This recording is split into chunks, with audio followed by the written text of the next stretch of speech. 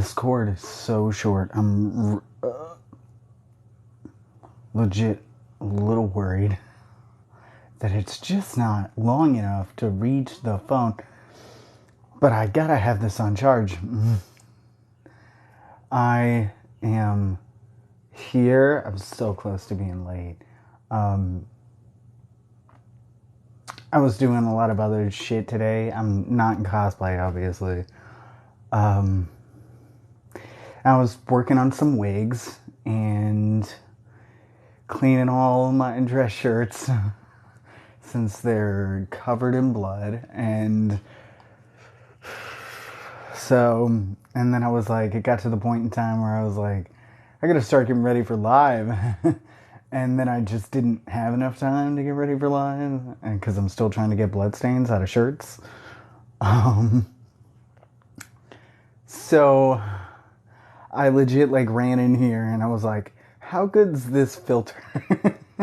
Because I have no makeup on. And I was like, how good's this smooth filter? Like, because I'm not. I was like, I have really bad acne because I'm on testosterone, obviously. Oh, you're good, Lady Eva. I heard rumbles through the grapevine of someone having hiring difficulties. So, oh, yeah. I was talking to someone about a cosplay I plan to do. And I'm trying to get that together, but to do that, all my dress shirts need to be clean. And I had to style a wig that I've just been sitting on for a while. How's testosterone going? Except for the acne.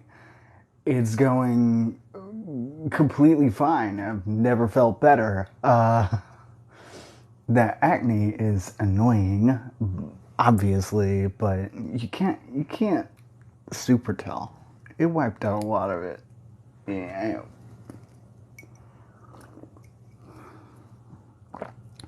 But I'm here, I got coffee, I'm ready to read to y'all. I don't want to keep y'all waiting long enough for me to try and like slap a face together that doesn't look like a fucking horror show. So you're just gonna have to deal with this.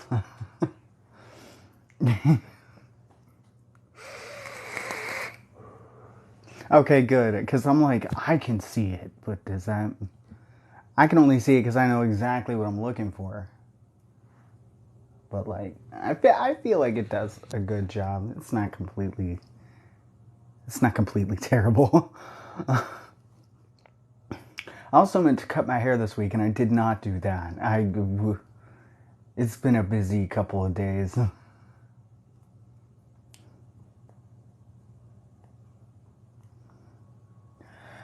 Ooh. That's good when they have a selection of creamers. I like that. That's a good show.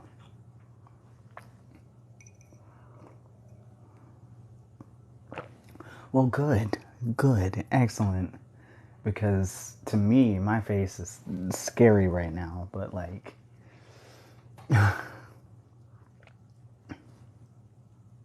Yeah, are you in a hotel or are you in an Airbnb? Where are you at? Yeah, it's getting to the point where like it used to spike up and now it just sort of flops over. I gotta trim it. I want to dye it, but I bleach it and then I never get the opportunity to dye it. But I'll have my car paid off next month. Sorry. I'm so excited. That's like an adult excitement where you're just like, that's not actually that exciting. That's not momentous at all. Nico's here. Hey, Nico. Thank you for the roses. I appreciate it. Good to see you. Survive at work, okay?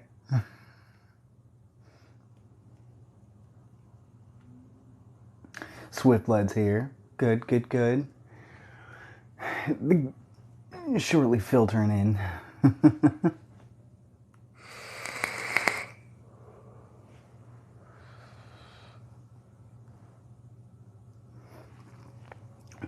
I gotta find time to go to watch Nico's lives at some point. I only see them live when I'm like at work.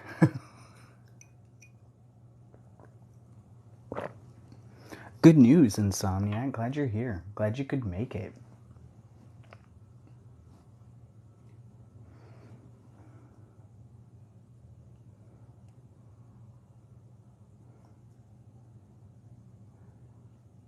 Oh no.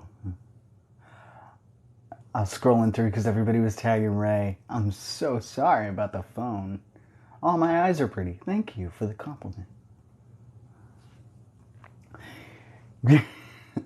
I was just saying, I gotta find the time to get into your lives at some point. I feel like I always see you when you're live, like when I'm like at work.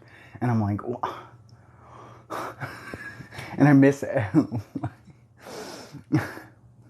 I don't get to hang out in people's lives at length anymore. I miss Nodies a lot too now, and that bums me out. I don't have any time for content because I'm too busy making it.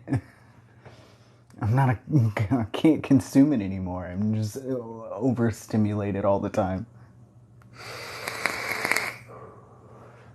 It's true. Being an adult sucks. Nobody's schedule ever works out. You're always like, are you off Tuesday? They're like, no, I work Tuesday. You're like, are you off Saturday? No, I work Saturday.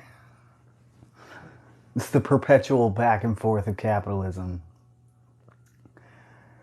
Gotta love it. That was sarcasm. You don't have to love it. You should rise against it. Probably shouldn't say that.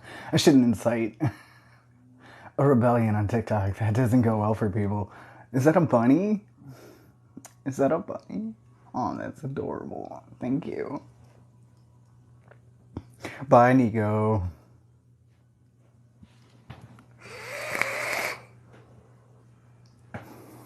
Sorry, I just refilled the tank and I've been running around doing nonsense. I've been giving bleach baths to every dress shirt I own.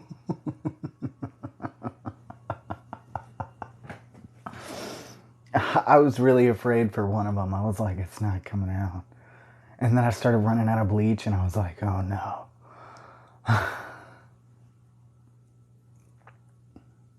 But I think they're gonna be fine. I give each one very thorough attention. I spray it down with bleach and I put it in a cold bath and then I spray it with bleach some more. And I soak it. Anyway, I put a lot of time into those shits to make sure all that blood comes out. As I'm sure you can tell, because I still have white dress shirts and a lot of... I just start out with a white one, and then I go through the day, and I add blood as needed, and then I culminate the day by going over how thoroughly I've wrecked the dress shirt for that day. And then I take it down, and I put it in the laundry room, and I spray it down with bleach. It's adorable. A little bunny. Oh, yeah, and then I spray it down with bleach and I put it in a cold bath and then it turns pink. Dave walked by, he was like, what you doing? I was like, making shirt soup. You want some? And he looked down and he was like, I don't know, it doesn't look good. And I was like, it's red, that means it's spicy. And he's like, no, it's pink. And I was like, so it's sweet, probably tastes like watermelon, you should drink it. And he was like, I was like, you do this shit to me all the time. Do not. Not good soup? I know. He was like, it smells bleachy. And I was like, it only smells that way. Trust me, it tastes like watermelon.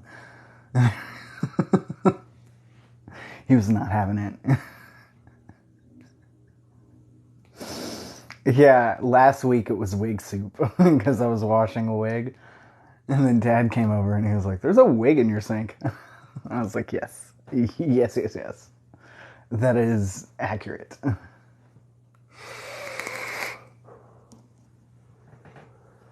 Toby says hi. Aw, hi, Toby. Tell Toby I say hi. Yeah, just like a little bit of bleach for flavor. At first I couldn't find the bleach, so I was using alcohol and like isopropyl rubbing alcohol, like, but it's like 90. And I was like, there's alcohol in this one, and he was like, no. I was like, are you sure you don't want to taste it? You'll get lit. Literally. If it's paired correctly. Exactly. I put on this sweater right before I went live, and now I feel like I am giving the incorrect impression, like a Mr. Rogers vibe, which I did not want to do. Maybe I should lose the sweater. It's not what I meant to do. I would be a terrible Mr. Rogers.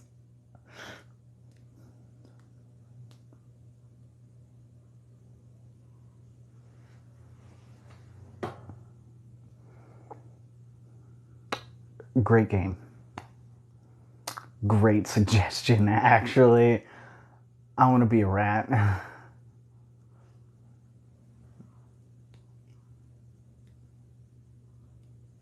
Is that a Hello Neighbor reference? Because if it is, I'm really happy about it.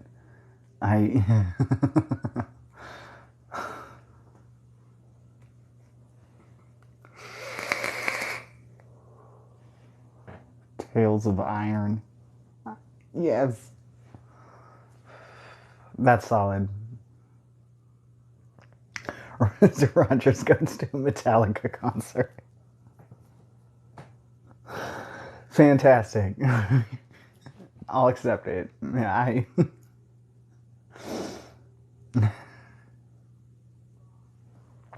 As someone who owns rats, I'm also a big fan of rats. PlayStation, and it's free right now. I have the Switch prepped in the other room. Maybe we should do that next week, though. I'd have to hook the entire PlayStation up, and not gonna lie, not to go in a deep dive, so apologies to everyone in the Discord that I went off to about this at one point or another. But WrestleMania was this week. So I spent all Monday, all the stuff that I normally do on Monday, I didn't do because I was watching 13 hours worth of wrestling. It was so chaos. Vince McMahon came back. There was a cult-esque coup sort of takeover. He was changing shit mid-show. Raw went to trash afterward. WrestleMania, oh my god, they really stepped on it with the finale. That Roman Cody. I said I wouldn't go off about it. Anyway, apologies. That was unrelated. I am a fan of wrestling. For anybody who did not know, I'm so terribly sorry. So, yeah, the PlayStation would be a stretch right now. It might take me a little bit longer. I can hook it up if we need to, but then we'd have to wait for it to download. So I might have to prep download that and then set up the PlayStation for next time. It already takes long enough for me to get everything booted up with it hooked up, with the Switch hooked up. But we have Dave's laptop hooked up on top of my laptop, and I was like, I'm not messing with this right now. So I'm gonna have to move Dave's laptop after I get off here to go set up the Switch. Yeah. How are the animals? Great question. The dog got to play fetch for a really long time today, and then he came inside, drank a bunch of water, and then drooled it all over the floor while I was trying to bleach all of my shirts. So I'm standing barefoot in the kitchen, and now I have to watch out for dog drool all over the floor. That was fantastic. So he got to have a real fun time today. Good job, Scout. Yeah, Scout's a good boy. He got his exercise. He got his steps in. We're all very proud of him. pond has been very demanding, but I don't know what about. I've given her plenty of treats. I have fed her, but I think she just wants to play with my hair. Because anytime I'm sitting down, she's totally chill. And then the second I would get up to go like check the laundry or do something, she would follow me around the house screaming. And I think she just wants me to sit down. I I finally like just gave her some catnip, and now I'm pretty sure she's like stoned out of her gourd in the scout's bed. Lucy's been sleeping with my mom the last month. Oh no. Also, I vote 1 week VC plays Jackbox as a whole. I'd be okay with that. I suck at Jackbox, but I'll play it. I'll play it with you guys. That'd be a fun time. Just so you've been consciously warned, though, I suck at Jackbox. It's like a group game. I don't really have a whole lot of time to get into it. We got to start reading. We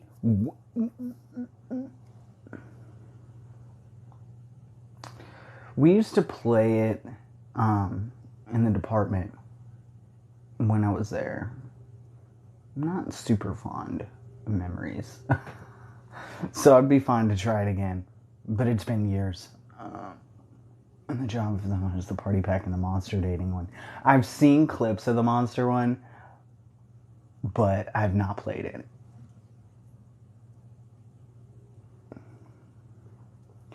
Yeah, you technically don't have to have like a console or anything to run it. You just join the lobby that the person is hosting, and you can do that on your phone. We can play the monster one. We might have to schedule that in. That would be fun. That'd be a fun thing to do. I figured you would because one, I don't have it. I could easily get it, but I don't have it. So that's why I was like, if you're gonna do it, great, but I have to prep for that. All right. So, I have the book here.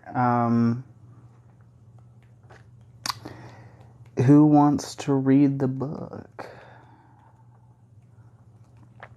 I'm put my bookmark in the wrong place. Okay, it's fine.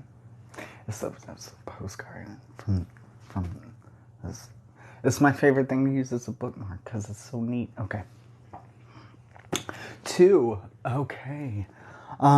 So for the recap, it's been uploaded to the YouTube. The YouTube, I'm so proud and relieved to announce, is up to date. Isn't that great? Everybody, round of applause for me. I did it.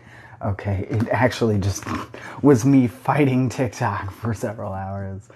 But YouTube's up to date. The recordings that TikTok wouldn't let me have for whatever reason have been updated. The entirety of book 1 is on the YouTube, and last week's is on the YouTube too. If there are any glitches, let me know, because TikTok really doesn't want me to have my content.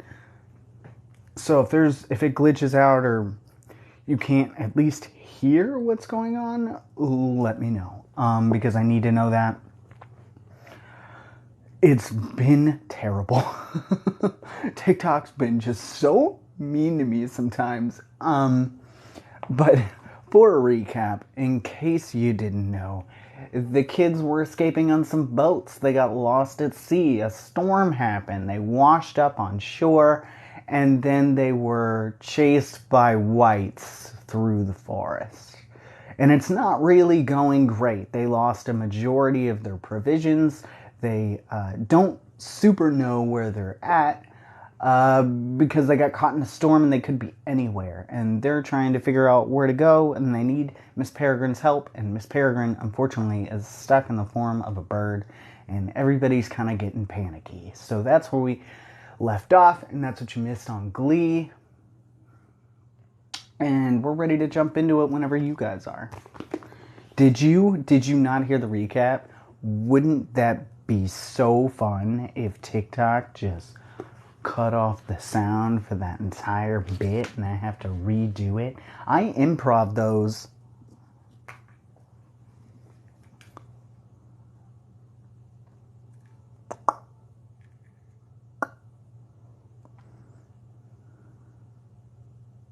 Okay, I'm gonna say because it's my pack is on. Okay, making sure before I start reading. Okay, you keep losing it specifically.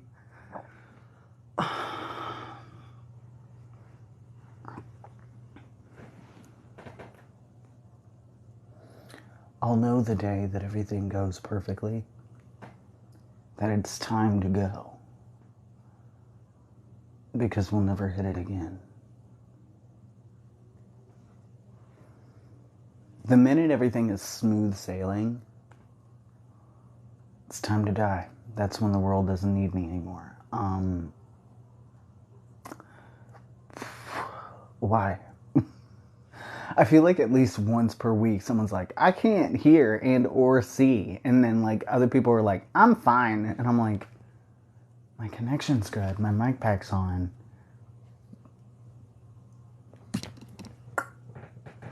Anyway. Tends to reset if you leave and come back. Okay. My roommates are lame and keep stealing my Bluetooth. Okay. That might be a personal issue. Okay. I did lose it once. Okay. Alright, let me know if there are any hardcore problems. I'll try and keep an eye on the connection. For some reason on my end it dips every once in a while and it turns yellow. And so I'll occasionally glance up just to make sure it's still green. But if there are any hardcore issues, threes, you get it. You know, threes in the chat. Shit. I'm so bummed. Should I start or no? Should I start or no?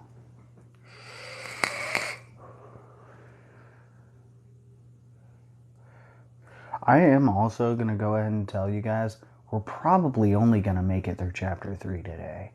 I was trying to figure out how to block this out, but some of these chapters are so long that it'd be easier to just do one at a time rather than try and do 2 a night. So we're probably only going to get through chapter 3.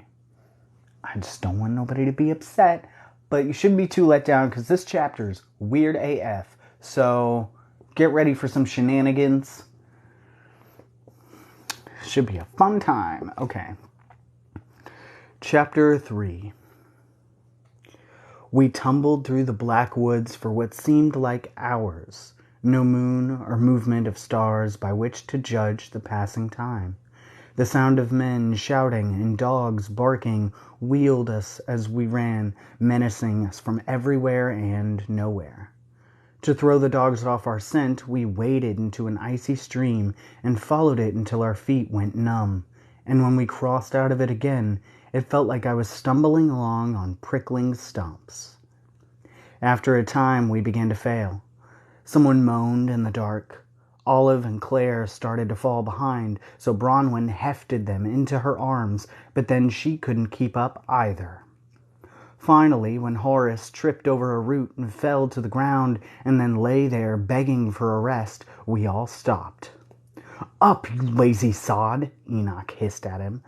But he was wheezing too, and then he leaned against a tree to catch his breath, and the fight seemed to go out of him.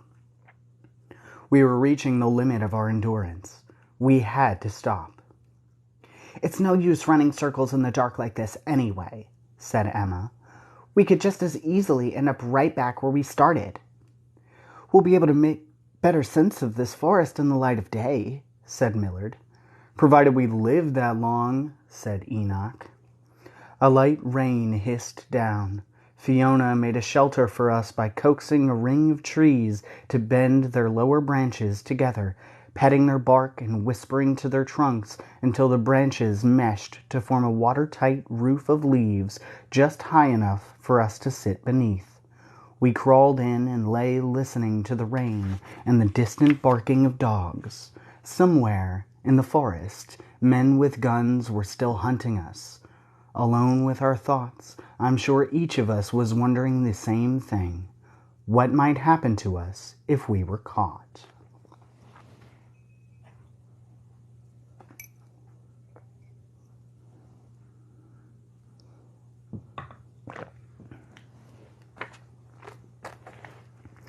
Claire began to cry, softly at first, but then louder and louder, until both of her mouths were bawling and she could hardly catch a breath between sobs. "Get a hold of yourself," Enoch said. "They'll hear you, and then we'll all have something to cry about." "They're going to feed us to their dogs," she said. "They're going to shoot holes in us and take Miss Peregrine away." Bronwyn scooted next to her and wrapped the little girl in a bear hug. "Please, Claire, you've got to think about something else." "I'm trying," she wailed. "Try harder." Claire squeezed her eyes shut, drew in a deep breath, and held it until she looked like a balloon about to pop, then burst into a fit of gasping cough sobs that were louder than ever. Enoch clapped his hands over her mouths. "Shh! I'm so sorry," she blubbered. "Maybe if I could hear a story. One of the tales." "Not this again," said Millard. "I'm beginning to wish we'd lost those damn books at sea with the rest of our things." Miss Peregrine spoke up, inasmuch as she was able to, hopping atop Bronwyn's trunk and tapping it with her beak. Inside, along with the rest of our meager possessions, were the tales. "I'm with Miss P," said Enoch. "It's worth a try, anything to stop her bawling."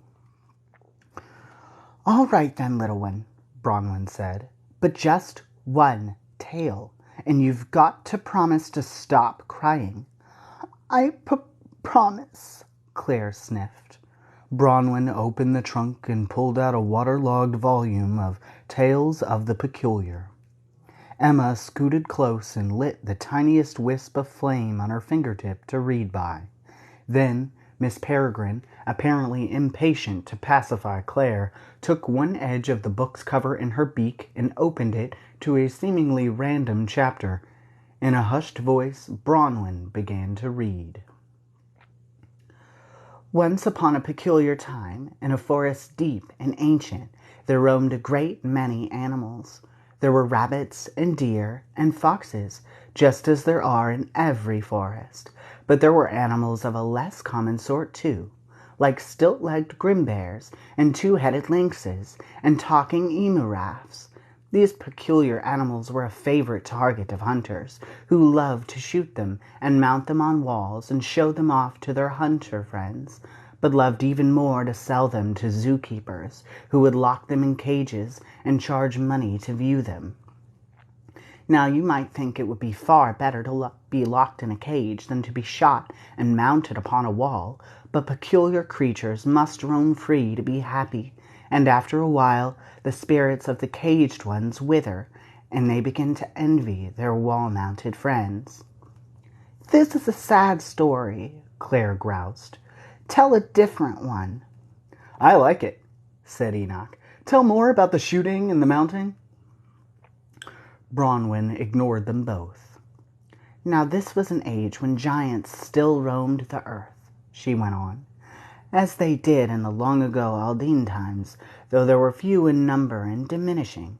And it just so happened that one of these giants lived near the forest, and he was very kind and spoke very softly and ate only plants, and his name was Cuthbert. One day Cuthbert came into the forest to gather berries, and there saw a hunter hunting an emu-raff. Being the kindly giant that he was, Cuthbert picked up the little raff by the scruff of its long neck, and by standing up to his full height on tiptoe, which he rarely did because it made all of his bones crackle, Cuthbert was able to reach up very high and deposit the emu-raff on a mountain-top, well out of danger. Then, just for good measure, he squashed the hunter to jelly between his toes. Word of Cuthbert's kindness spread throughout the forest, and soon peculiar animals were coming to him every day, asking to be lifted up to the mountaintop and out of danger. And Cuthbert said, "I'll protect you, little brothers and sisters. All I ask in return is that you talk to me and keep me company. There aren't many giants left in the world, and I get lonely from time to time."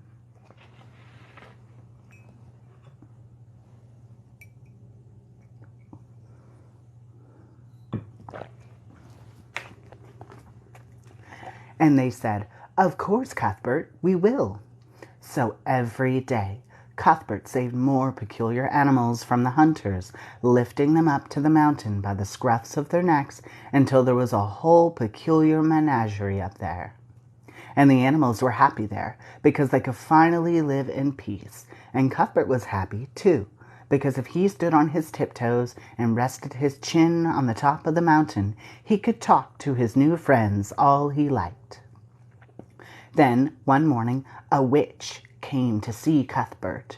He was bathing in a little lake in the shadow of the mountain when she said to him, "I'm terribly sorry, but I've got to turn you into stone now." "Why would you do something like that?" asked the giant. "I'm very kindly, a helping sort of giant." And she said, "I was hired by the family of the hunter you squashed." "Ah," he replied, "forgot about him." "I'm terribly sorry," the witch said again, and then she waved a birch branch at him, and poor Cuthbert turned to stone. All of a sudden, Cuthbert became very heavy, so heavy that he began to sink into the lake. He sank and didn't stop sinking until he was covered in water all the way up to his neck. His animal friends saw what was happening, and though they felt terrible about it, they decided they could do nothing to help him. "I know you can't save me," Cuthbert shouted up to his friends, "but at least come and talk to me. I'm stuck down here and so very lonely." "But if we come down there, the hunters will shoot us," they called back. Cuthbert knew they were right, but still he pleaded with them. "Talk to me," he cried. "Please come and talk to me."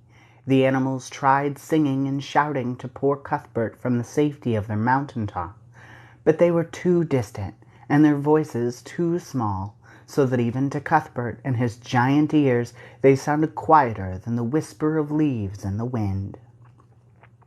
"Talk to me," he begged. "Come and talk to me." But they never did, and he was still crying when his throat turned to stone like the rest of him. The end. Bronwyn closed the book. Claire looked appalled. "That's it?" Enoch began to laugh. "That's it," Bronwyn said. "That's a terrible story," said Claire. "Tell another one." "A story is a story," said Emma, "and now it's time for bed." Claire pouted, but she had stopped crying, so the tale had served its purpose. "Tomorrow's not likely to be any easier than today was," said Millard. "We'll need what rest we can get." We gathered cuts of springy moss to use as pillows, Emma drying the rain from them with her hands before we tucked them under our heads. Lacking blankets, we nestled together for warmth. Bronwyn cuddling the small ones, Fiona entangled with Hugh, whose bees came and went from his open mouth as he snored, keeping watch over their sleeping master. Horace and Enoch shivering with their backs to one another, too proud to snuggle. Myself with Emma. I lay on my back, and she in the crook of my arm, head on my chest, her face so invitingly close to mine that I could kiss her forehead any time I liked. And I wouldn't have stopped, except that I was as tired as a dead man, and she was as warm as an electric blanket, and pretty soon I was asleep and dreaming pleasant, forgettable nothings.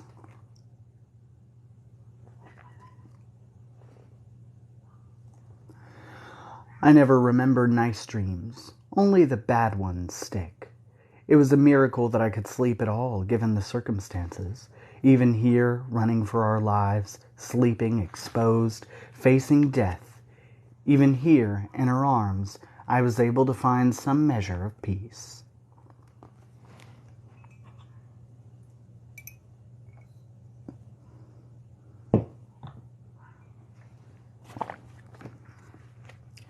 Watching over us all, her black eyes shining in the dark, was Miss Peregrine. Though damaged and diminished, she was still our protector. The night turned raw, and Claire began to shake and cough. Bronwyn nudged Emma awake and said, "Miss Bloom, the little one needs you. I'm afraid she's taking ill." And with a whispered apology, Emma slipped out of my arms to go and attend to Claire.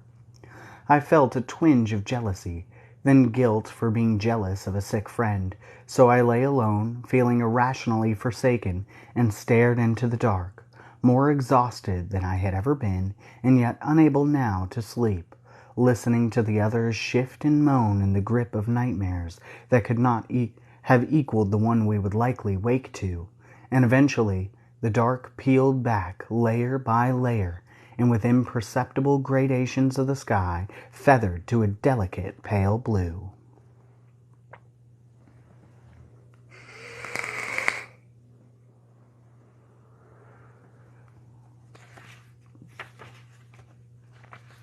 At dawn, we crawled from our shelter.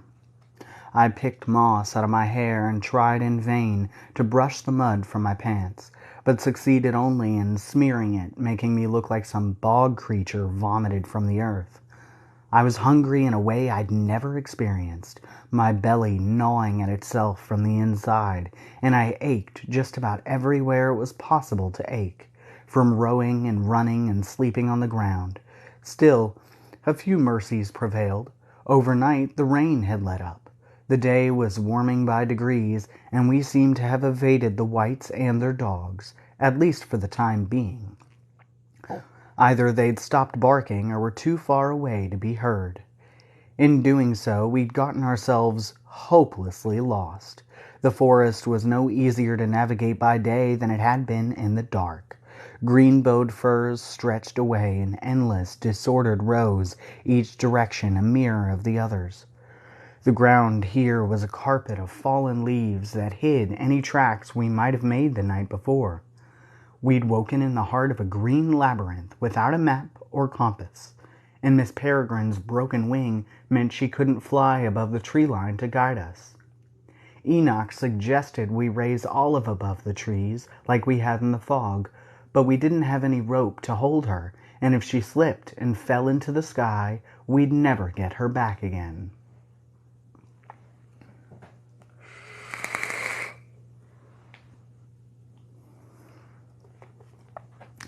Claire was sick and getting sicker, and lay curled in Bronwyn's lap, sweat beading her forehead despite a chill in the air. She was so skinny I could count her ribs through her dress. "Will she be all right?" I asked. "She's feverish," Bronwyn said, pressing a hand to the girl's cheek. "She needs medicine." "First we'll have to find our way out of this accursed forest," said Millard. "First we should eat," said Enoch. "Let's eat and discuss our options." "What options?" said Emma. "Pick a direction and we'll walk in it. Any one's as good as the other." In sullen silence we sat and ate. I've never tasted dog food, but I'm sure this was worse. Brownish squares of congealed meat fat from rusted tins, which, lacking utensils, we dug out with our fingers. "I packed 5 salted game hens and 3 tins of foie gras with cornichons," Horace said bitterly. "And this is what survives our shipwreck." He held his nose and dropped a gelatinous nugget down his throat without chewing. "I think we're being punished." "For what?" said Emma. "We've been perfect angels." "Well, most of us." "The sins of past lives, maybe? I don't know." "Peculiars don't have past lives," said Millard. "We lived them all at once." We finished quickly, buried our empty tins, and prepared to go. Just as we were about to, Hugh burst through a thicket of bushes into our makeshift camp, bees circling his head in an agitated cloud. He was out of breath with excitement.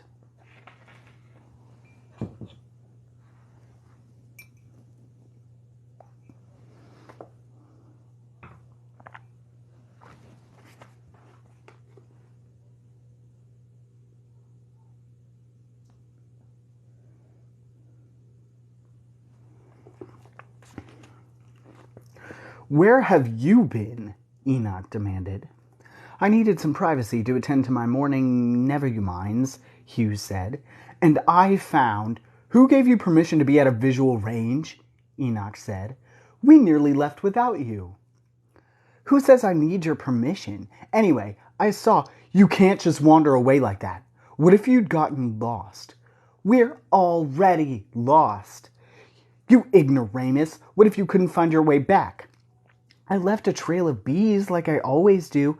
Would you kindly let him finish? Emma shouted.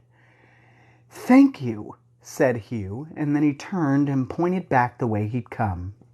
I saw water, quite a lot of it, through the trees there. Emma's face clouded.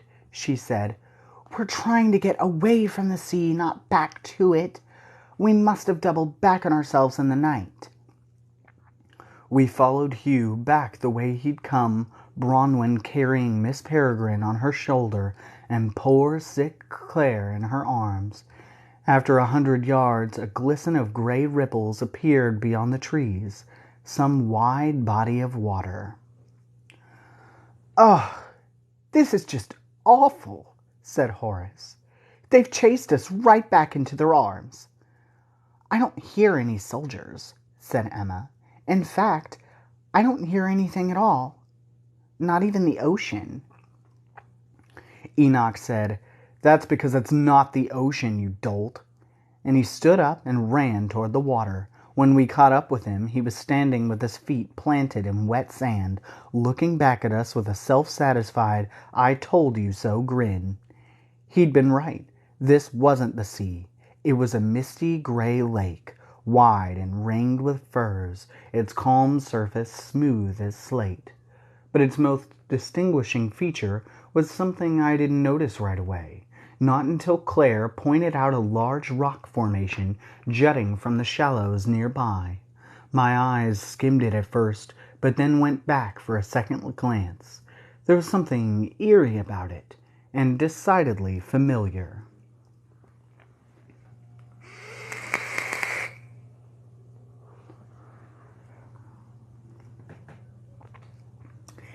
It's the giant from the story, said Claire, pointing from her place in Bronwyn's arms. It's Cuthbert. Bronwyn stroked her head. Shh, honey, you've got a fever. Don't be ridiculous, said Enoch. It's just a rock. But it wasn't.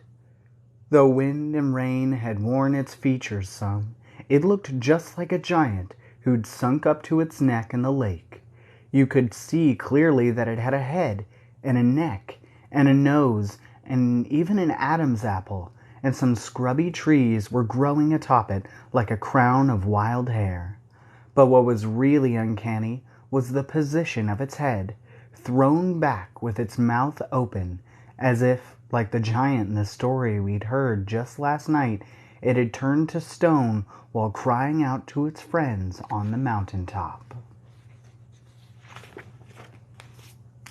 And if you want a picture,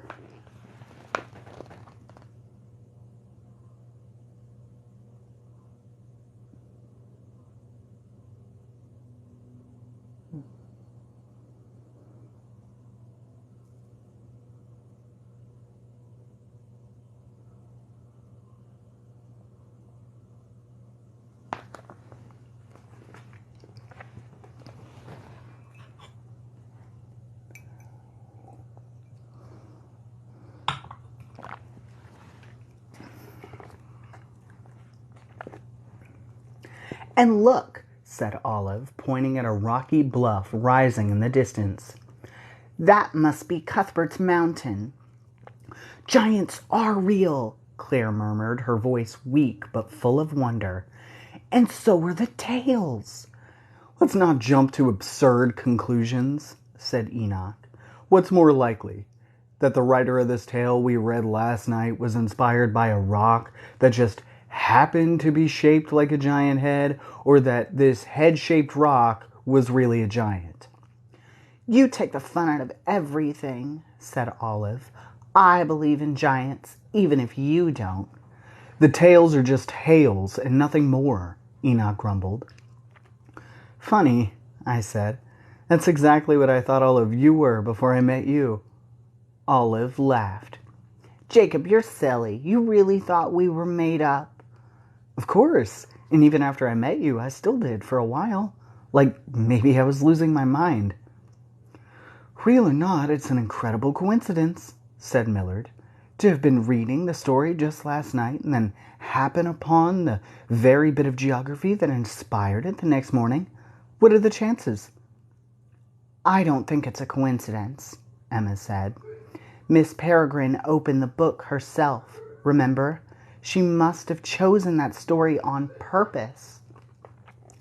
Bronwyn turned to look at the bird on her shoulder and said, Is that right, Miss P? Why? Because it means something, said Emma. Absolutely, said Enoch. It means we should go and climb that bluff, and then maybe we'll see a way out of this forest. I mean the tale means something, said Emma. In the story, what was it the giant wanted? That he asked for over and over again? Somebody to talk to, Olive answered like an eager student.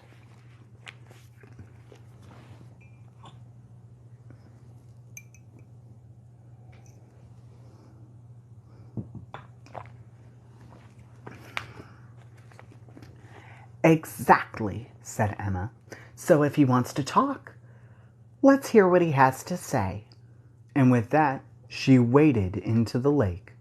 We watched her go, slightly perplexed. Where's she heading? Said Millard. He seemed to be asking me. I shook my head. We've got whites chasing us, Enoch shouted after her. We're desperately lost. What on bird's green earth are you thinking? I'm thinking peculiarly, Emma shouted back. She sloshed through the shallows to the base of the rock, then climbed up to its jaw and peered into its open mouth. Well, I called. What do you see? Don't know, she replied. Looks like it goes down a long way, though. I'd better get a closer look. Emma hoisted herself into the giant's stone mouth. You'd better come down from there before you get hurt, shouted Horace. You're making everyone anxious. Everything makes you anxious, Hugh said. Emma tossed a rock down the giant's throat, listening for whatever sound came back. She started to say, I think it might be a... But then she slipped on loose gravel, and her last word was lost as she scrambled and caught herself before she could fall. Be careful, I shouted, my heart racing. Wait, I'm coming too. I splashed into the lake after her. It might be a what? Called Enoch. Only one way to find out, Emma said excitedly, and climbed farther into the giant's mouth. Oh, Lord, said Horace. There she goes. Wait, I shouted again, but she was gone already, disappeared down the giant's throat. And we're going to stop there for a short intermission. Yeah, it's like less than 10 minutes to 9. Yeah, we definitely...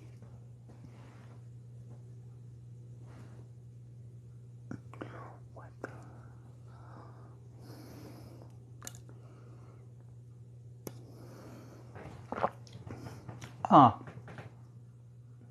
My hands smell like bleach.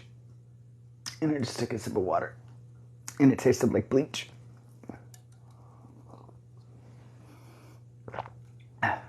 I need to hold my breath.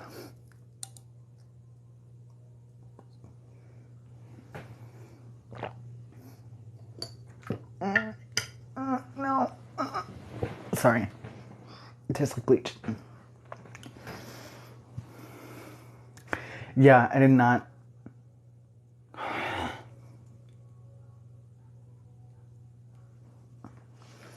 Yeah. Granted, there wasn't bleach in the water. It's just my hands smell like bleach. And I didn't notice before I started this. So I just took a bit and I was like, oh, that water is bad. That is bad water. And then I was like, no, it's not. It's my hands. I just taste it because I smell it.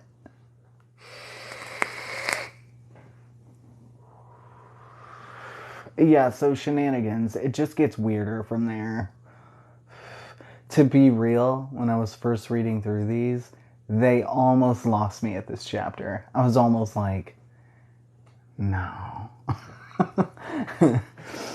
But I pushed through and I enjoyed it. So, but at some point, shit gets so weird that your suspension of disbelief is like, okay, bog swamp monsters with 4 tongues, fine. But this, and then I'm hoping everybody gets over it, because I did, and I really enjoyed it afterward. But it gets real crazy. If you haven't read it, it's gonna get weird, which is also a good reason to stop at chapter 3, because you're gonna need a minute to process this. Yeah, there's fantasy, and then there's fantasy. It gets weird.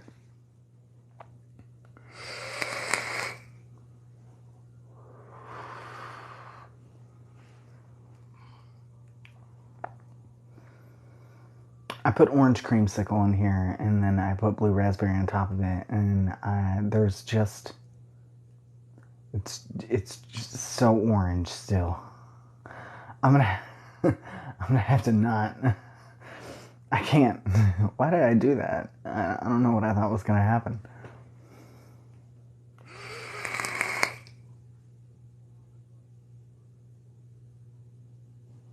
No, it's all citrus now.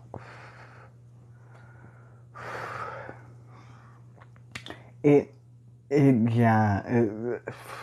I don't know about a life motto, but it's just certainly a catchphrase after a certain point. Did y'all hear my neighbor's dog? This window is not open. That dog's just obnoxious. I was halfway through reading and I could hear my neighbor's dog going off in the next yard. And I was like, you didn't hear a dog? Okay, good. The window's closed for that reason. Did you hear it? Son of a bitch.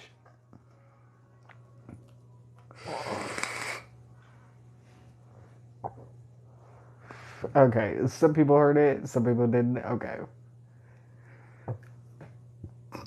I guess that's fine. I'll deal with it. But yeah.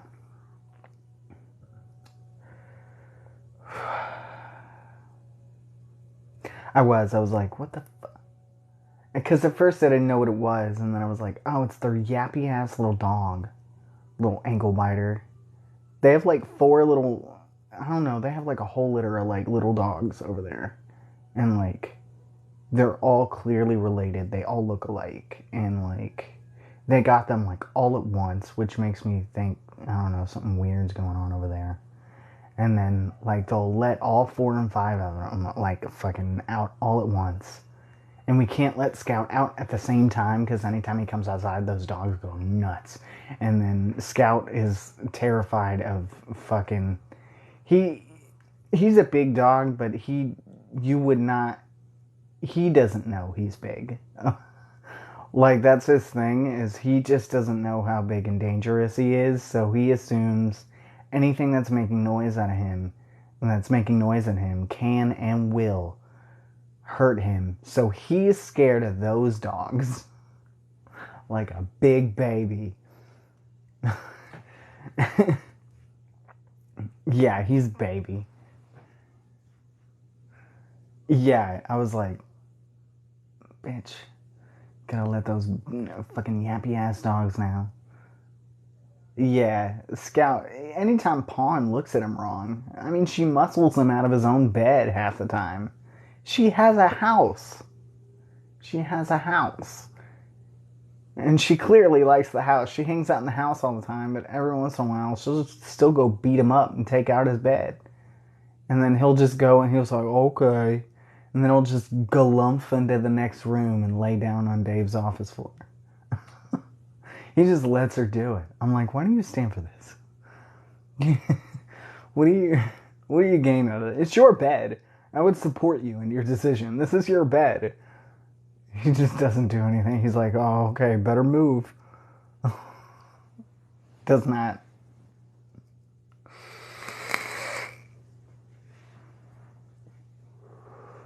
He's a good boy, but I don't like my neighbors' dogs. I just don't like my neighbors. I don't like my neighbors or their dumbass dogs. Okay. He knows the hierarchy. That's true. Pawn pretty much runs the house.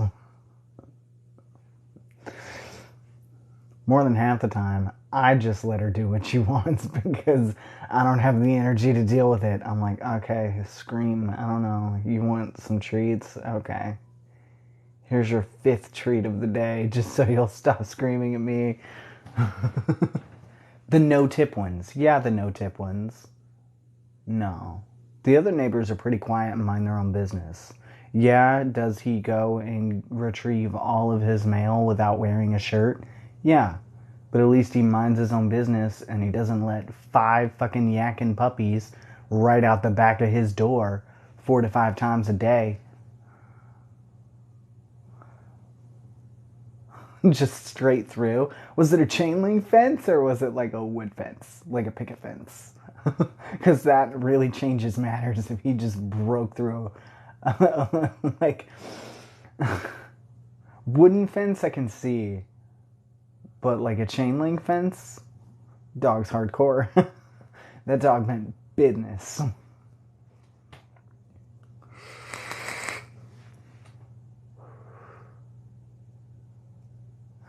Nuh-uh. No, he did not. No, he did not. No. How big's this dog? Jeez. Granted, my dog gets pretty excitable at the best of times. Dave, the other day, he came up and he was like, I have to tell you, I accidentally suplexed the dog the other day. And I was like, what do you mean accidentally? And he was like, well, I had him in a hold, right? And he started wiggling around, and I knew if he wiggled to the left or the right, he was going to fall and hurt himself. So I just committed and went full back. And I was like, what? Why? And he was like, it didn't hurt him. He thought we were playing. And I was like... And he was like, I mean, we were playing. And I was like, don't suplex the dog.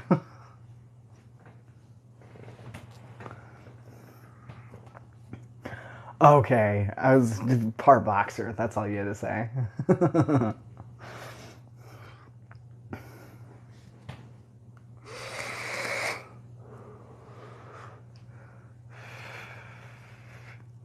But yeah, he just suplexed the dog. I was like, you can't just suplex the dog.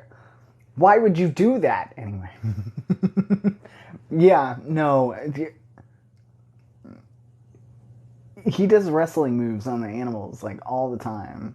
Pawn's used to it. Pawn will purr through it. It's crazy. And so, like, all the animals are, like, kind of used to it.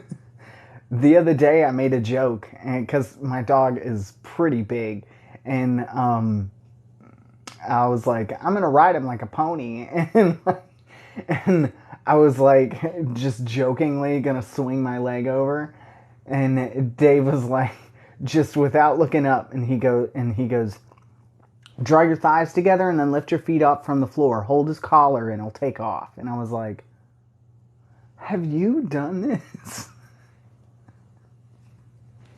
I was like, I didn't really mean it. I'm not going to ride the dog. And he was like, you can. It's like, we're not riding the dog. He's a good boy. Quit riding him. Dave is weird as hell. But, I mean, he must be doing something right. Dog loves him. The dog loves Dave. Granted, I have watched this dog go full ring wraith on a whole mattress when he was a puppy. I'm talking like big. Tore up an entire mattress in like an hour.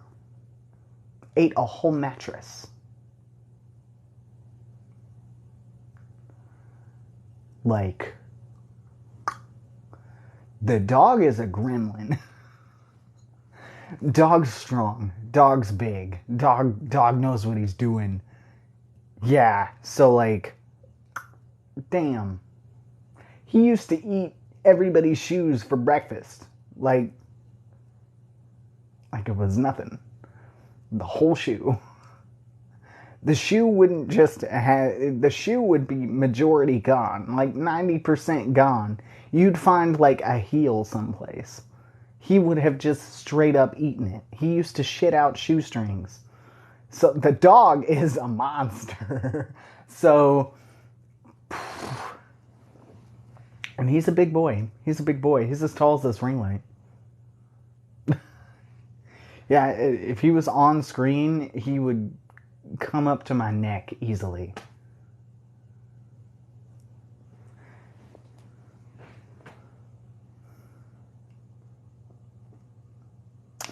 Yeah, you don't want to have any preconceived notions about Dave. He will defy every single one of them. He is weird as hell. Yes, you did. You did leave your speaker here. What's he weigh? Oh my god, we haven't weighed him in so long. I know he's gained weight. Because even when he was rail thin, he was like over 100. And that was when he used to not belong to us. Long story short, he used to belong to someone who lived with us. And we ended up taking full responsibility for him because his owner was basically starving him. Not necessarily like on purpose, but just through like neglect. Like they stopped coming back to the house and they stopped like they were completely like on a bender. They just kept going out and hanging out with different people and getting drunk. And then when they would come back, they'd come home completely plastered, give him half a McDonald's cheeseburger. A dog the size of a fucking velociraptor would give him half a McDonald's cheeseburger and then leave again. And we were like, you can't just give the dog half a McDonald's Junior cheeseburger and leave. You can see his rib cage. He's gonna die. Like, we're taking this dog. And so then we just took the dog and we went, and they had never gotten them microchipped. They had never gotten him vaccinated. They had never paid to get him. They never paid for any of that. So when we took him to the vet and got him vaccinated and got him microchipped, we put him in our name. And then when they came back and they were like, I want my dog back. And we were like, no, not your dog no more, sweetheart. Sorry. You left him here to die. You only picked him up to show him off to your drunk friends and give him half a McDonald's cheeseburger and then would drop him off back here. So, no, you don't get your dog back. Dog deserves a happy, healthy home. He has a yard, and he's not living off fucking cheeseburgers, and he's getting the protein content he needs. No, you don't get the dog back. And now he's put on a lot more weight, and he's a lot healthier now. But the last time we weighed him was when we took him to the vet and had him last vaccinated, and he was starting to put on weight with his last vaccination that he had, but I don't know how much he weighs now. But yeah, easily over 120.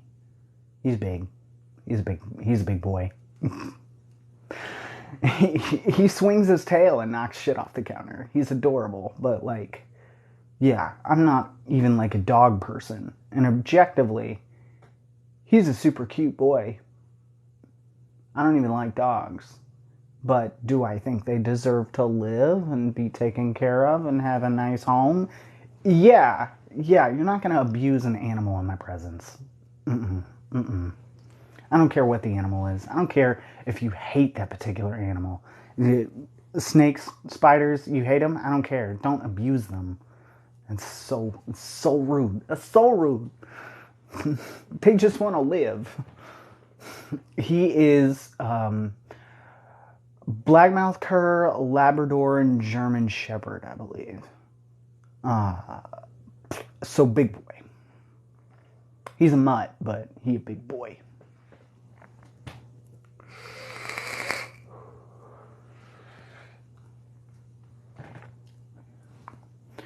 Yeah, so like we kept him. We were like, no, you don't get him back. Sorry. And he's lived with us ever since, and he's a good boy. He's a good doggo. Super exuberant at times. He's chilling out though. The older he gets, he's chilled out more and more each year. Aw, yeah. Aw, that's so sad. I'm sorry about your dog.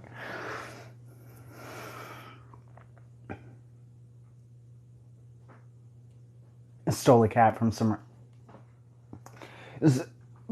People just be abusing animals sometimes. Like, it's one thing if, like, because I'll admit, we have a lot of animals, and, sometimes things don't go as scheduled. Like, this week, like, I'm always going to make sure I feed my pets. Like, I'm going to feed my pets every single day, though. It's one thing if you, like, can't clean the litter box every day, and, like, that's not being a terrible, like, parent. That's just life. Sometimes stuff happens. I don't have the energy to do my laundry every single week. I try my best. But sometimes stuff falls under the radar, and, sometimes you feel kind of shitty, but, like, you're not a terrible parent. You go out every single night and you come home with a junior bacon cheeseburger for your dog.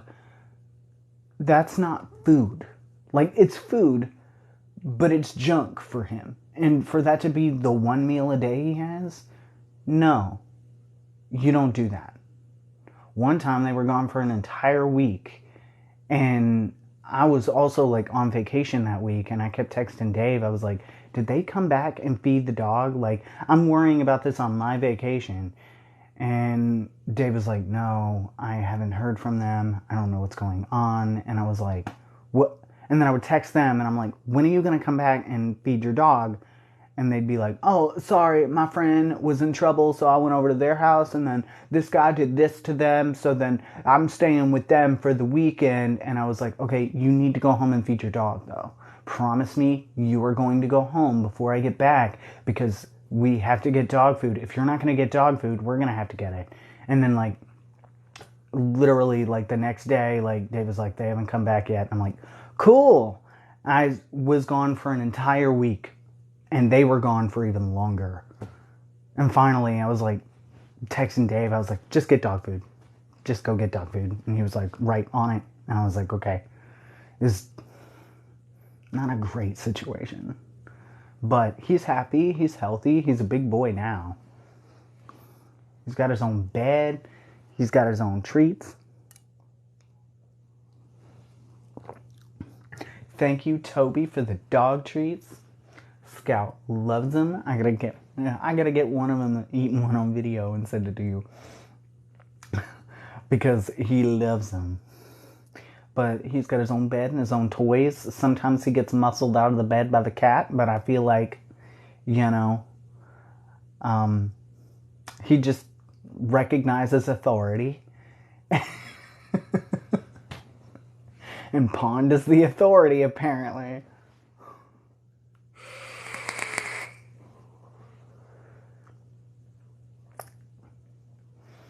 And sometimes I'm like, it's kind of crazy. Me, a not dog person, never wanted a dog. Don't like dogs. But I'm like, you know what? I'm taking care of this dog, because no. I just don't like it when he drools all over the floor. That's my biggest complaint.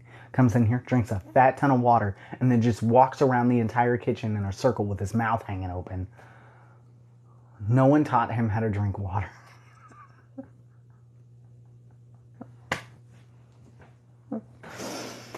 Exactly. Aw. Sue, we gotta get back into it. Sue, don't steal spots. We're not done. We're not done, Sue. You gotta wait. You gotta wait for the spot. We gotta get back into it. Who's ready?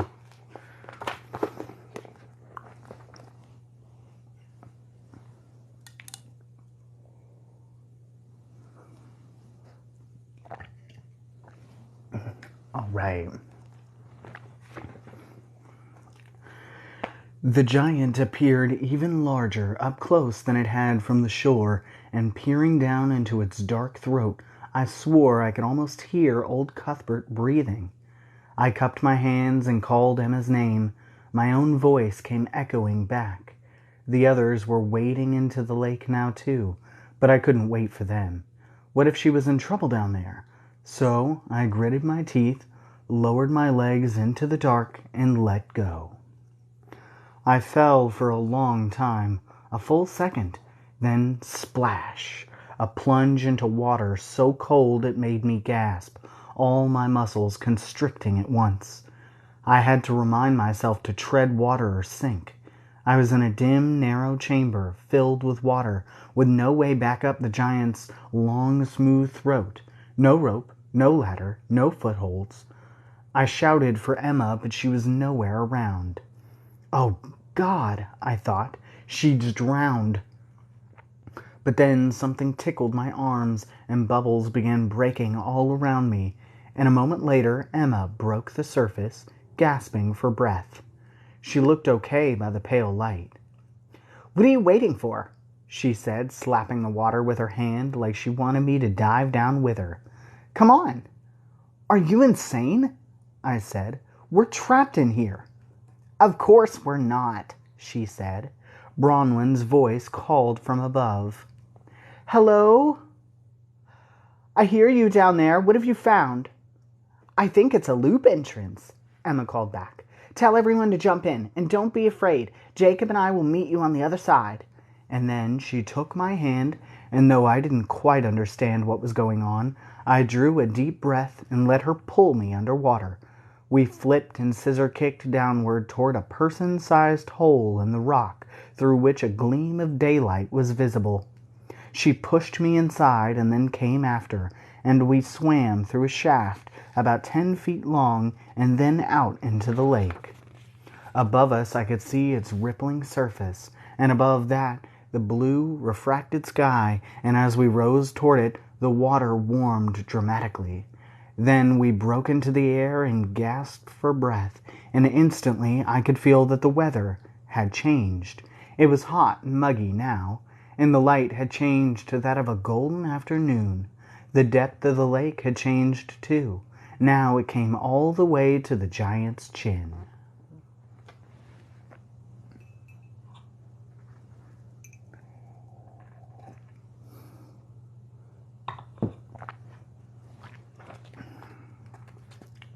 "See?" Emma said, grinning. "We're someone else." And just like that, we'd entered a loop, abandoned a mild morning in 1940 for a hot afternoon in some other older year, though it was difficult to tell just how much older. Here in the forest, away from the easily datable cues of civilization, one by one the other children surfaced around us, and seeing how much things had changed, had their own realizations. "Don't you realize what this means?" Millard squealed. He was splashing around, turning in circles, out of breath with excitement. "It means there's secret knowledge embedded in the tales." "Not so useless now, are they?" said Olive. "Oh, I can't wait to analyze and annotate them," said Millard, rubbing his hands together. "Don't you dare write my book, Millard Nullings," said Bronwyn. "But what is this loop?" asked Hugh. "Who do you think lives here?" Olive said, "Cuthbert's animal friends, of course." Enoch rolled his eyes, but stopped short of saying what he was probably thinking. It's just a story. Maybe because his mind was starting to change too. "Every loop has an Embrin," said Emma. "Even mystery loops from storybook tales. So let's go and find her." "All right," said Millard. "Where?" "The only place the story made mention of aside from this lake was that mountain," Emma said, indicating the bluff beyond the trees. "Who's ready to do some climbing?"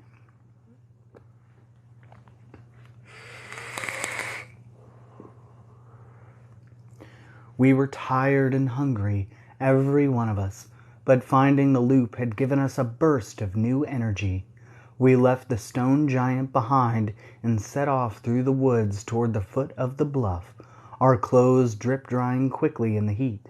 As we neared the bluff, the ground began to slope upward, and then a well-worn path appeared, and we followed it up and up through clusters of bushy firs and winding rocky passages, until the path became so vertical in places that we had to go on all fours, clawing at the angled ground to pull ourselves forward. "There'd better be something wonderful at the end of the trail," said Horace, dabbling sweat from his forehead. A gentleman doesn't perspire. The path narrowed to a ribbon, the ground rising sharply on our right side and dropping away on the left, a carpet of green treetops spreading beyond it. "Hug the wall," Emma warned. "It's a long way down." Just glancing at the drop-off made me dizzy. Suddenly, it seemed, I had developed a new and stomach-clenching fear of heights, and it took all my concentration simply to put one foot in front of the other. Emma touched my arm. "Are you all right?" she whispered. "You look pale." I lied and said I was, and succeeded in faking all rightness for exactly 3 more twists in the path, at which point my heart was racing and my legs shaking so badly that I had to sit down, right there in the middle of the narrow path, blocking everyone behind me. "Oh dear," Hugh muttered. "Jacob's cracking up." "I don't know what's wrong with me," I muttered. I'd never been afraid of heights before, but now I couldn't so much as look off the edge of the path without my stomach doing flips. Then something terrible occurred to me. What if this wasn't a fear of heights I was feeling, but of hollows? It couldn't be, though. We were inside a loop where hollows couldn't go. And yet, the more I studied the feeling churning in my gut, the more convinced I became that it wasn't the drop itself that bothered me, but something beyond it.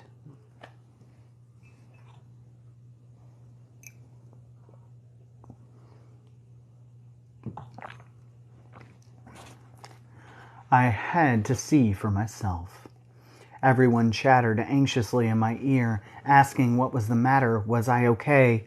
I shut out their voices, tipped forward onto my hands, and crawled toward the edge of the path. The closer I got, the worse my stomach felt, like it was being clawed to shreds from the inside. Inches away, I pressed my chest flat to the ground and reached out to hook my fingers over the edge and dragged myself forward until I could peek over it. It took my eyes a moment to spot the hollow. At first it was just a shimmer against the craggy mountainside, a quivering spot in the air like heat waves rising from a hot car, an error barely detectable. This was how they looked to normals and to other peculiars, to anyone who could not do what I did. Then I actually experienced my peculiar ability coming to life. Very quickly, the churning in my belly contracted and focused into a single point of pain, and then, in a way I can't fully explain, it became directional. Lengthening from a point into a line, from one dimension to two, the line, like a compass needle, pointed diagonally at the faltering spot 100 yards below and to the left on the mountainside, the waves and shimmers of which began to gather and coalesce into solid black mass, a humanoid thing made from tentacles and shadow, clinging to the rocks. And then it saw me, see it, and its whole awful body drew taut. Hunkering close against the rocks, it unhinged its saw-toothed mouth and let loose an ear-splitting shriek. My friends didn't need me to describe what I was seeing. The sound alone was enough. "Hollow!" someone shouted. "Run!" shouted another, belaboring the obvious. I scrambled back from the ledge and was pulled to my feet, and then we were all running in a pack. Not down the mountain, but up it, farther into the unknown rather than back toward the flat ground and loop exit that lay behind us. But it was too late to turn back. I could feel the hollow leaping from boulder to crag up the cliffside, but away from us, down the path, to cut us off in case we tried to run past it down the mountain. It was trapping us. This was new. I'd never been able to track a hollow with anything other than my eyes before. But now I felt that little compass needle inside me pointing behind us, and I could almost picture the creature scrambling toward flat ground. It was as if Upon seeing the hollow, I'd planted a sort of homing beacon in it with my eyes.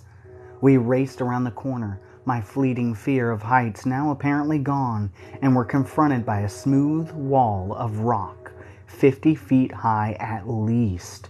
The path ended here. All around us, the ground fell away at crazy angles. The wall had no ladders, no handholds. We searched frantically for some other way, a secret passage in the rock, a door, a tunnel. But there was none, and no way forward but up, and no way up, apparently, other than via hot air balloon or the helping hand of a probably mythical giant. Panic took hold. Miss Peregrine began to screech and Claire to cry as Horace stood and wailed, "This is the end. We're all going to die." The rest looked for last-ditch ways to save ourselves. Fiona dragged her hands along the wall, searching for crevices that might contain soil from which she could grow a vine or something else we could climb. Hugh ran to the edge of the path and peered over the drop-off. "We could jump if only we had a parachute." "I can be a parachute," said Olive. "Take hold of my legs."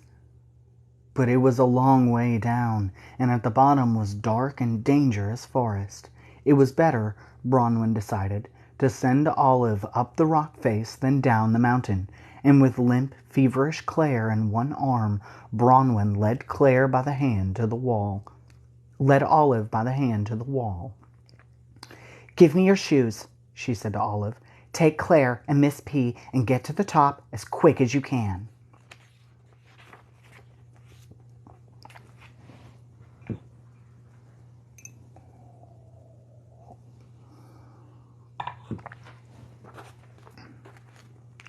Olive looked terrified. "I don't know if I'm strong enough," she cried. "You've got to try, little magpie. You're the only one who can keep them safe." And she knelt and set Claire down on her feet, and the sick girl tottered into Olive's arms. Olive squeezed her tight, slipped off her leaden shoes, and then, just as they began to rise, Bronwyn transferred Miss Peregrine from her shoulder to the top of Olive's head. Weighed down, Olive rose very slowly. It was only when Miss Peregrine began to flap her good wing and pull Olive up by the hair, Olive yelping and kicking her feet, that the three of them really took off. The hollow had nearly reached level ground. I knew it as surely as if I could see it with my eyes.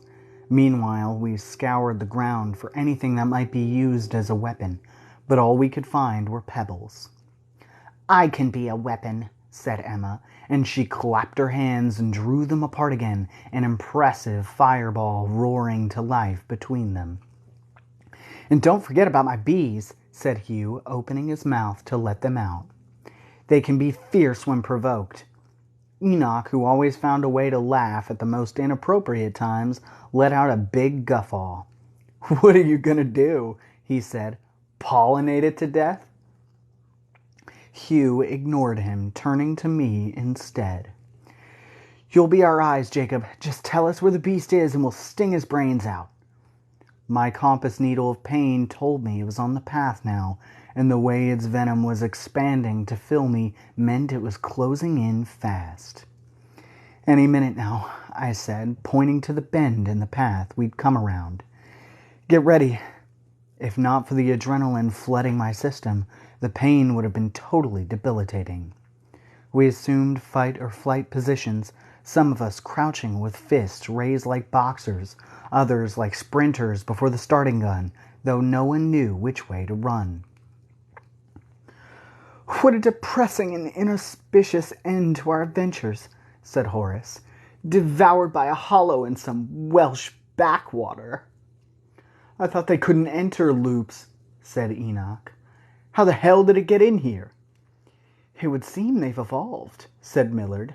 "Who gives a chuck how it happened?" Emma snapped. "It's here, and it's hungry." Then from above us a small voice cried, "Look out below!" and I craned my neck to see Olive's face pull back and disappear over the top of the rock wall. A moment later, something like a long rope came sailing over the ledge. It unreeled and snapped taut, and then a net unfurled at the end of it and smacked against the ground. "Hurry!" came Olive's voice again. "There's a lever up here. Everyone grab hold of the net and I'll pull it." We ran to the net, but it was tiny, hardly large enough for two. Pinned to the rope and eye level was a photograph of a man inside the net. This very net, with his legs folded in front of him and hanging just above the ground before a sheer rock face. This very rock face. On the back of the photo, a message was printed. "Only access to menagerie. Climb inside. Weight limit 1 rider. Strictly enforced." This contraption was some sort of primitive elevator meant for 1 rider at a time, not 8. But there was no time to use it as intended, so we all dog-piled onto it, sticking our arms and legs through its holes, clinging to the rope above it, attaching ourselves any way we could. And of course, there's a picture.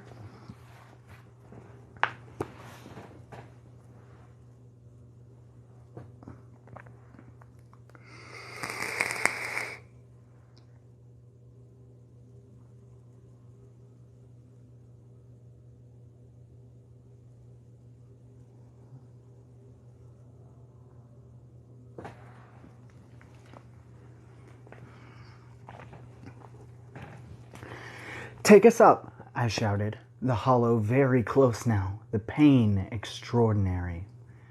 For a few endless seconds, nothing happened.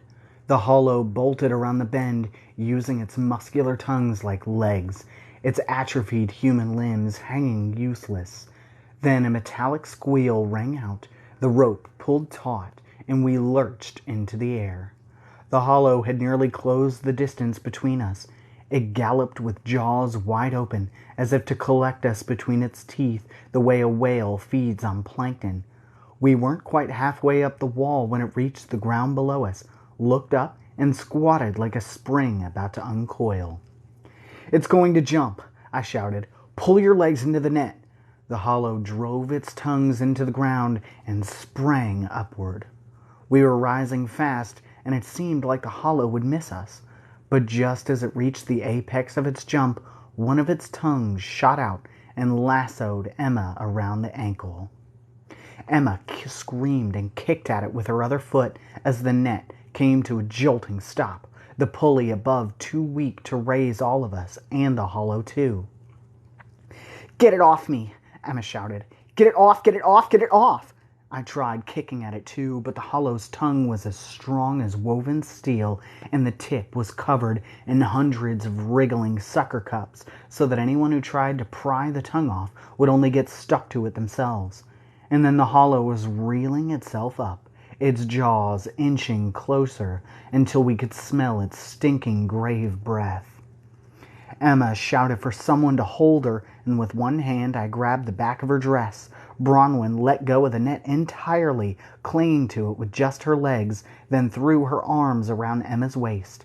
Then Emma let go too, Bronwyn and I being all that kept her from falling, and with her hands now free, she reached down and clapped them around the tongue. The hollow shrieked. The sucker cups along its tongue withered, and reeking black smoke hissed from its flesh. Emma squeezed harder and closed her eyes and howled, not a cry of pain, I thought, but a kind of war cry, until the hollow was forced to release, its injured tentacle unslithering from around her ankle. There was a surreal moment where it was no longer the hollow who was holding Emma, but Emma who was holding the hollow, the thing writhing and shrieking below us, the acrid smoke of its burned flesh filling our noses, until finally we had to shout at her to let go, and Emma's eyes flew open again, and she seemed to remember where she was and pulled her hands apart.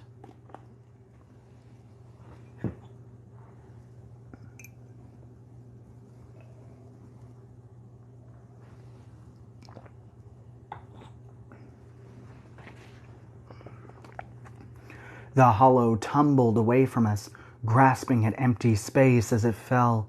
We rocketed up and away in the net.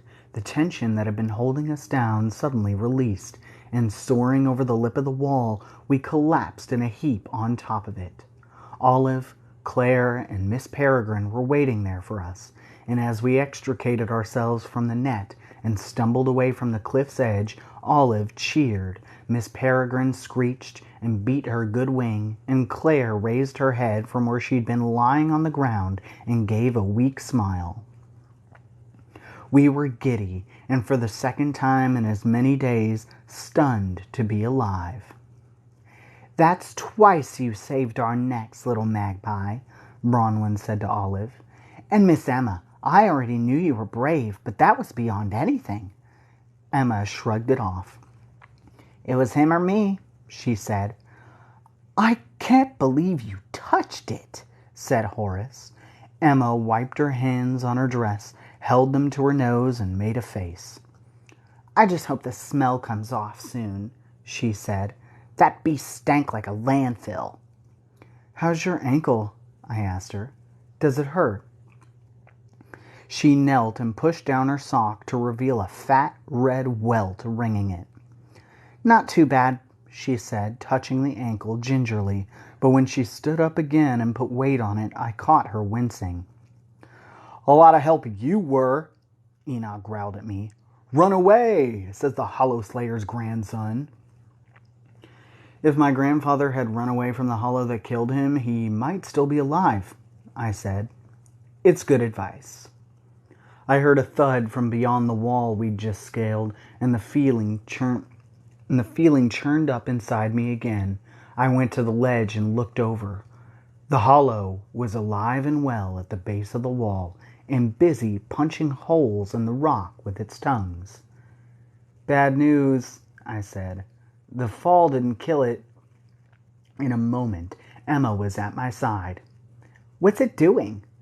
I watched it twist one of its tongues into a hole it had made, then hoist itself up and began making a second. It was creating footholds, or tongue holds, rather. "It's trying to climb the wall," I said. "Good God, it's like the freaking Terminator." "The what?" said Emma. I almost started to explain, then shook my head. It was a stupid comparison anyway.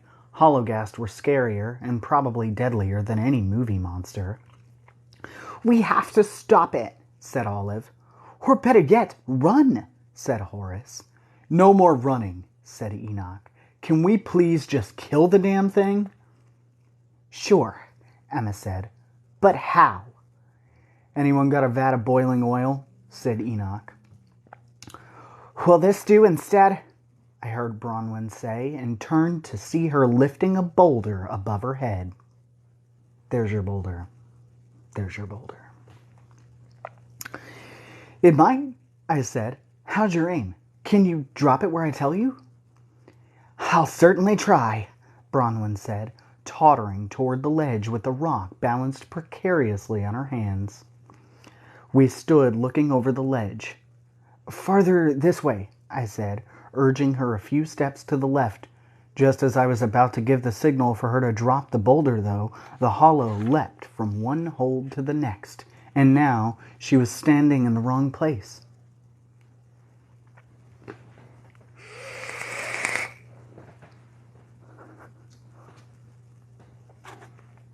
The hollow was getting faster at making the holds. Now it was a moving target. To make matters worse, Bronwyn's boulder was the only one in sight.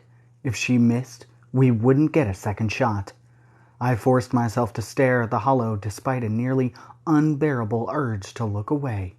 For a few strange, head-swimmy seconds, the voices of my friends faded away, and I could hear my own blood pumping in my ears, and my heart thumping in the cavity of my chest, and my thoughts drifted to the creature that killed my grandfather, that stood over his torn and dying body before fleeing cowardly into the woods.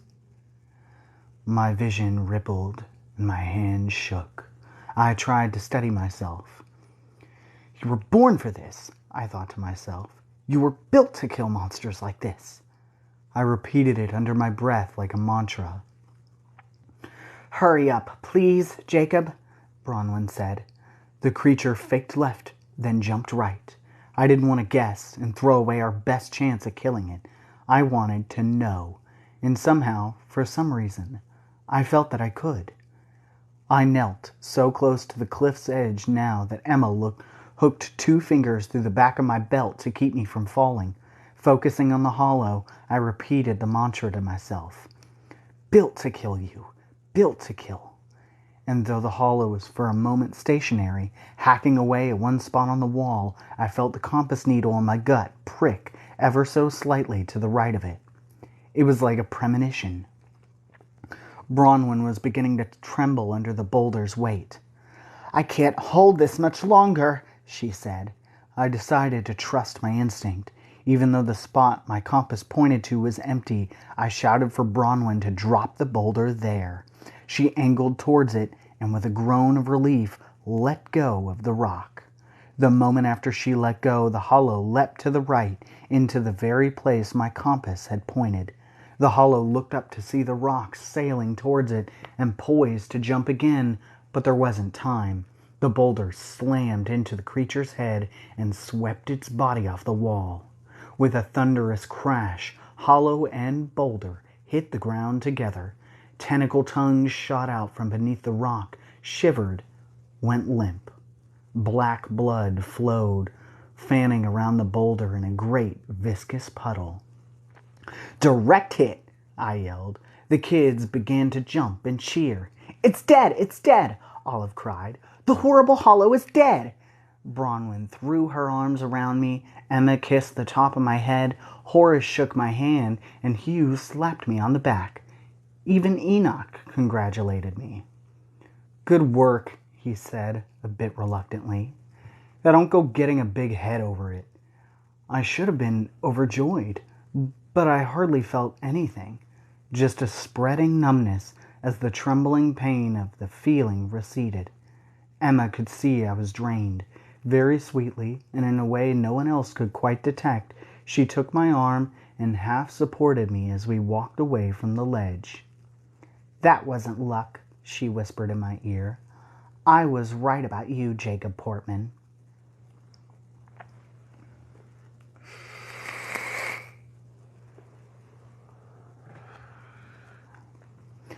The path that had dead-ended at the bottom of the wall began again here at the top, following the spine of a ridge up and over a hill. The sign on that rope's an access to the menagerie, said Horace. Do you suppose that's what's ahead? You're the one who has dreams about the future, said Enoch. Suppose you tell us. What's a menagerie? Asked Olive. A collection of animals, Emma explained. Like a zoo. Sort of. Olive squeaked and clapped her hands. It's Cuthbert's friends. From the story. Oh, I can't wait to meet them. Do you suppose that's where the Imbrin lives, too?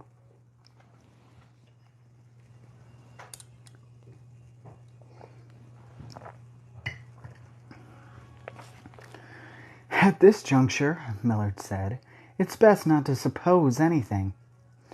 We started walking. I was still reeling from my encounter with the hollow. My ability did seem to be developing, as Millard said it would, growing like a muscle the more I worked it. Once I'd seen a hollow, I could track it, and if I focused on it in just the right way, I could anticipate its next move, in some felt more than known gut instinctual way. I felt a certain satisfaction at having learned something new about my peculiarity, and with nothing to teach me but experience. But this wasn't a safe, controlled environment I was learning in. There were no bumper lanes to keep my ball out of the gutter. Any mistake I made would have immediate and deadly consequences, for both myself and those around me. I worried the others would start believing the hype about me, or worse yet, I would. And I knew that the minute I got cocky, the minute I stopped being pants-wettingly terrified of Hologast, something terrible would happen. Maybe it was lucky then that my terror-to-confidence ratio was at an all-time low, 10-1, easy. I stuck my hands in my pockets as we walked, afraid the others would see them shaking. Look, said Bronwyn, stopping in the middle of the path. A house in the clouds. We were halfway up the ridge. Up ahead of us, high in the distance, was a house that almost seemed to be balanced on a cloud bank. As we walked farther and crested the hill, the clouds parted and the house came into full view.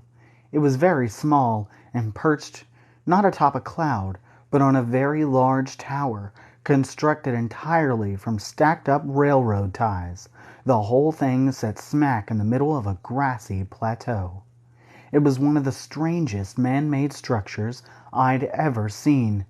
Around it on the plateau were scattered a few shacks, and at the far end was a small patch of woods. But we paid no attention. Our eyes were on the tower. "What is it?" I whispered. "A lookout tower?" guessed Emma. "A place to launch airplanes from?" said Hugh. But there were no airplanes anywhere, nor any evidence of a landing strip. "Perhaps it's a place to launch Zeppelins from?" said Millard. I remembered old footage of the ill-fated Hindenburg docking at the top of what looked like a radio tower, a structure not so different from this, and felt a cold wave of dread pass through me.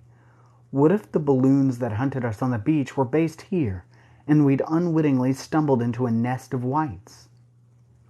"Or maybe it's the Embrun's house," said Olive.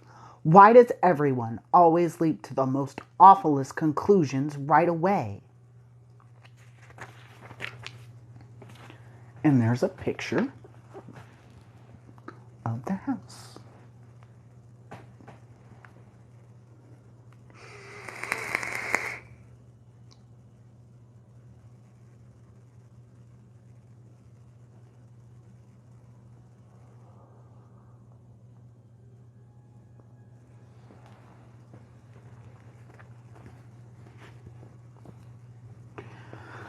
"I'm sure Olive's right," said Hugh.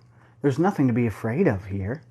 He was answered right away by a loud, inhuman growl, which seemed to come from the shadows beneath the tower. "What was that?" said Emma. "Another hollow?" "I don't think so," I said, the feeling still fading in me. "I don't know, and I don't want to know," said Horace, backing away. But we didn't have a choice. It wanted to meet us. The growl came again, prickling the hairs on my arms, and a moment later a furry face appeared between two of the lower railroad ties. It snarled at us like a rabid dog, reels of saliva dripping from its fang-toothed mouth. "What in the name of the elder folk is that?" muttered Emma. "Capital idea coming into this loop," said Enoch. "Really working out well for us so far." The whatever it was crawled out from between the ties and into the sun, where it crouched on its haunches and leered at us with an unbalanced smile, as if imagining how our brains might taste. I couldn't tell if it was human or animal. Dressed in rags, it had the body of a man, but carried itself like an ape, its hunched form like some long-lost ancestor of ours whose evolution had been arrested millions of years ago. Its eyes and teeth were a dull yellow, its skin pale and blotched with dark spots, its hair a long matted nest. "Someone make it die," Horace said, "or at least make it quit looking at me." Bronwyn set Claire down and assumed a fighting stance, while Emma held out her hands to make a flame, but she was too stunned, apparently, to summon more than a sputter of smoke. The man-thing tensed, snarled, and then took off like an Olympic sprinter, not towards us, but around us, diving behind a pile of rocks and popping up again with a fang-bearing grin. It was toying with us, like a cat toys with its prey just before the kill. And there's another picture.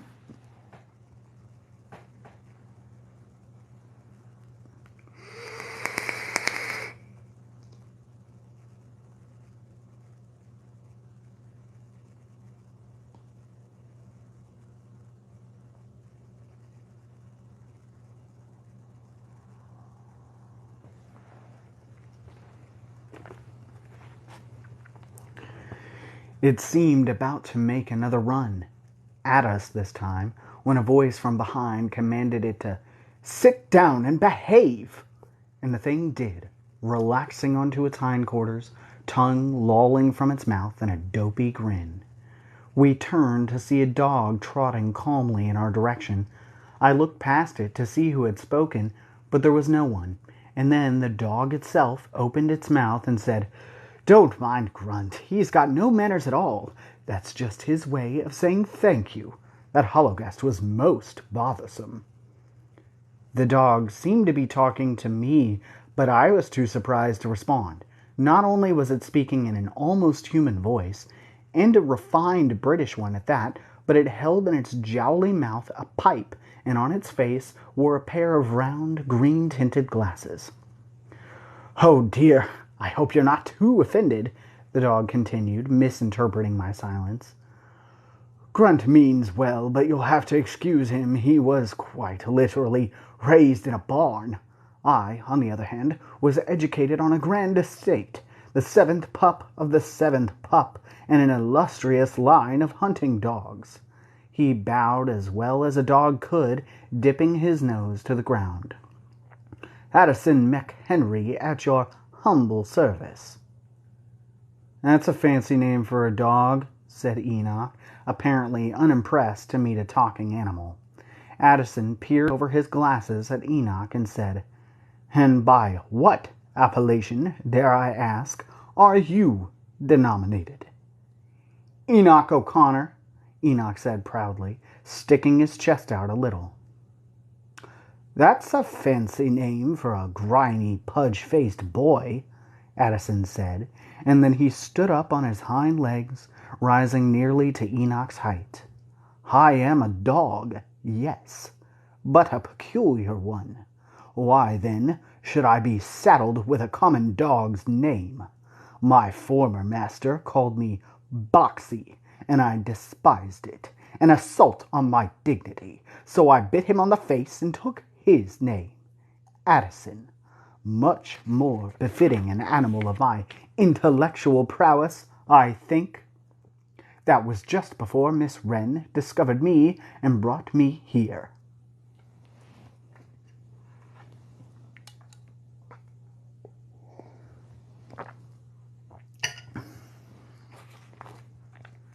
Faces brightened at the mention of an Embren's name, a pulse of hope firing through us. "Miss Wren brought you?" said Olive. "But what about Cuthbert and the giant?" "Who?" Addison said, and then he shook his head. "All right, the story. It's just that, I'm afraid. A story inspired long ago by that curious rock down below in Miss Wren's peculiar menagerie." "Told you," muttered Enoch. "Where's Miss Wren now?" Emma said. "We've got to speak to her." Addison looked up at the building atop the tower and said, "That's her residence, but she isn't home at the moment. She winged off some days ago to help her Embren sisters in London. There's a war on, you see. I assume you've heard all about it, which explains why you're traveling in the degraded style of refugees." "Our loop was raided," said Emma, "and then we lost our things at sea." "And nearly ourselves," Millard added. At the sound of Millard's voice, the dog startled. "An invisible! What a rare surprise! And an American, too," he said, nodding at me. "What a peculiar lot you are, even for peculiars." He fell back on all fours and turned toward the tower. "Come, I'll introduce you to the others. They'll be absolutely fascinated to meet you, and you must be famished from your journey, poor creatures. Nutrifying provender shall be forthcoming." "We need medicine, too," said Bronwyn, kneeling to pick up Claire. "This little one is very ill." "We'll do all we can for her," the dog said. "We owe you that, and more, for solving our little hologuest problem. Most bothersome, as I was saying." "Nutrifying what did he say?" said Olive. "Here's a picture of the dog, in case you wanted to know."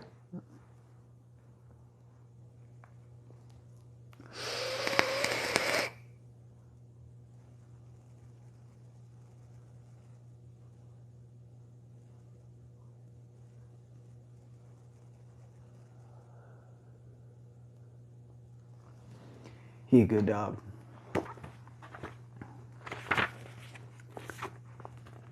Sustenance.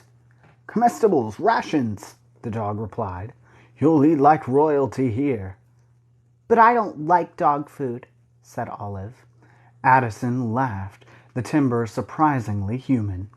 Neither do I, miss. And that is the end of chapter 3. Very proper English boxer. That's where I was like, when I was reading it, I was like, this is getting absolutely ridiculous. I told you it was going to get weird. Did I or did I not say he is much too big and I can try and get glasses on him, but I don't know how well he'll do. I'm sure Dave could probably do it. Dave can do anything to that dog and that dog will accept it without question. I'll try. I'll see what we can do. I'll see what we can get up to. A dapper, well-educated animal.